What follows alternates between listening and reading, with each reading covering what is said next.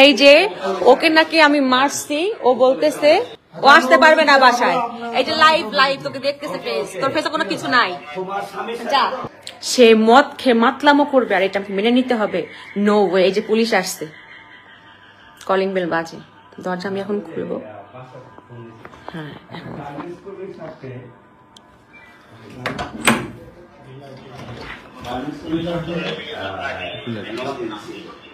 জি আমি আপনাকে ফোন করছিলাম, আপনাদের ফোন করছিলাম। এই যে ওকে নাকি আমি মারছি, ও বলতেছে ওর, হ্যাঁ ওকে নাকি আমি মারছি, ও বলছে ওর নাকি ওর ফেসে দাগ আছে। সেই দাগটা কোথায়? দাগটা কোথায়? এই যে মদ, এই যে মদ, এই যে বিড়ির অবস্থা, এই যে ফোনে কাকে কি বলতেছে দেখেন, দেখেন এই নাটক। হ্যাঁ এই দেখেন পুলিশ নিয়ে যাইতেছে, তাকে মারলে নাকি তার ফেসে দাগ থাকবে না।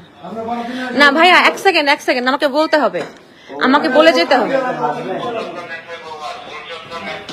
আপনারা যাওয়ার পরে এসে আমার সাথে মারামারি করবে তা কিন্তু হবে না। ও আসতে পারবে না বাসায়। এই যে লাইভ লাইভ তোকে দেখতেছে ফেস, তোর ফেসে কোনো কিছু নাই। যা, আপনারা প্রমাণ পাইছেন, প্রমাণ পাইছেন। একটা মাতাল যখন যা বলে মানুষ তাই বিশ্বাস করে। সে লিখছে যে আমি নাকি নিলয় ভাষাতে কাজ করতে পারি না দেখে আমি তাকে মারছি। এটা দিস ইজ, আমি মারছি হয়, আমি কেন মারবো? এগুলা কি? একটা রোজার দিনে সে রোজা না থেকে এই যে সিগারেট বসে বসে খাইছে আর এই যে এগুলো ফালাইছে, এগুলো ফালাইছে। আমি আজকে আমি এই পর্যায়ে আসতে বাধ্য হলাম, আজকে আমি এই পর্যায়ে আসতে বাধ্য হলাম। আমি বারবার বলতেছি আমি এখন ঘুমোবো, আমার সকালবেলা শুটিং আছে, আমার ঘুম থেকে উঠতে হবে। এরকম করো না। সে দরজা ধাক্কাইতেছে, বাজে স্ল্যাং ইউজ, বাজে কথা ইউজ করতেছে আমার সাথে।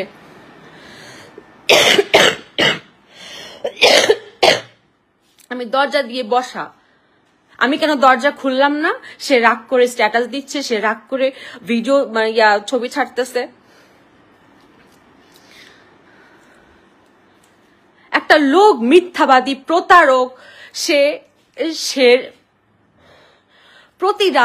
প্রতি রাতে বাহিরে কাটায়, সন্ধ্যার দিকে যায়, আসে সেই সকাল 4টা 5টা 7টা 11টা। কোথায় থাকে, কাদের সাথে থাকে একটু দেখেন তো।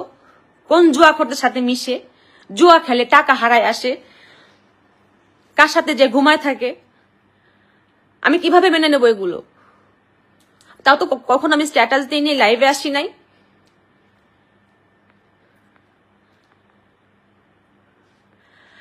আপনাদের কি মনে হয় যে আমি একটা মেয়ে, ওকে মারছি আর ও ছেলে মানে আমাকে ছেড়ে দিয়ে রাখছে? এরকম কিছু একটা ছেলে শক্তির কাছে একটা মেয়ে পারে? সম্ভব?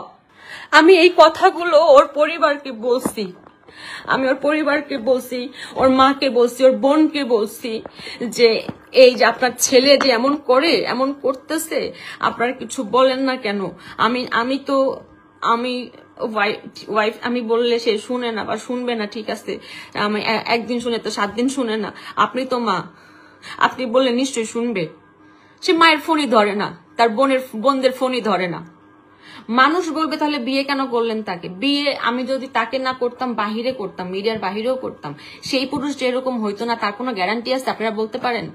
হ্যাঁ, এই যে এখন নিউজ দেখেন, অমুক ধর্ষণ হইলো, অমুকের শ্বশুর তাকার অমুকের বাচ্চাকে ধর্ষণ করলো, অমুকের বউকে জড়ায় ধরছিল, অমুকের পরকীয়া হইতেছে, বউকে মেরে ফেলতেছে, বউ স্বামীকে মেরে ফেলতেছে। এগুলো কি মিডিয়ার? ওরা দেখে শুনে বিয়ে করছিল না? আমি যে পরিবার নিয়ে যে সমাধান করবো, সে পরিবার তো ওই পরিবার তো মানেই না, ওর পরিবারকে ও মানেই না, ওর পরিবারের ফোনই ধরে না।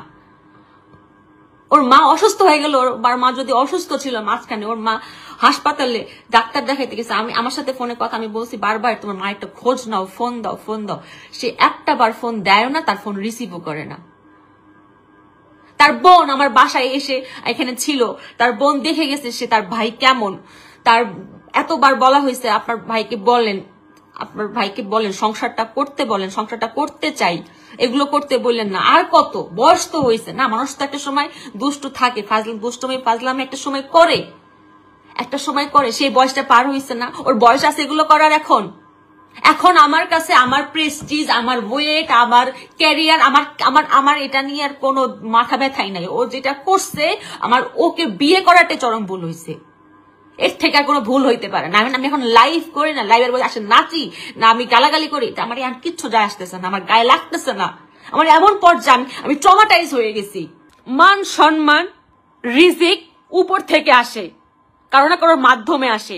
তুমি আদিবাসী মিজান না থাকলেও কোনো আদিবাসী মিজান মাধ্যমে আমার আজকে যদি আমাকে যে যতটুকু ফেম বা পরিচয় যতটুকুই হয়েছে না কেন, আমার ফিনান্সিয়াল ভালো হয়েছে না কেন, সেটা অবশ্যই আল্লাহ দিছে, তুমি দেওয়ার কেউ না, তুমি মাধ্যম মাত্র।